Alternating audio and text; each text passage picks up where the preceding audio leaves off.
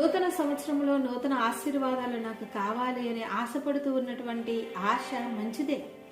దేవుని యొక్క వాగ్దానములు, దేవుని యొక్క కార్యాలు, నా కుటుంబంలో గొప్ప కార్యాలు జరగాలి, మేము మా కుటుంబము వృద్ధి చెందాలి, ఈ సమస్యలన్నీ పోవాలి అనే ఆశ మంచిదే. కానీ దేవునికి వ్యతిరేకంగా నాలో ఏ కార్యాలు ఉన్నవి, దేవునికి వ్యతిరేకముగా నా కుటుంబంలో ఏ కార్యాలు ఉన్నవి, వీటిని తీసివేసుకుని పరిశుద్ధమైనటువంటి జీవితము రాబోయే కాలంలో నేను ప్రభు కొరకు మరింత ఘనమైన సాక్షిగా నేను జీవించాలని ఆశ అనుకుంటే, ముందు మనల్ని మనం సరి చేసుకుంటే, మనం సరైతే అన్నీ సరైపోతాయి.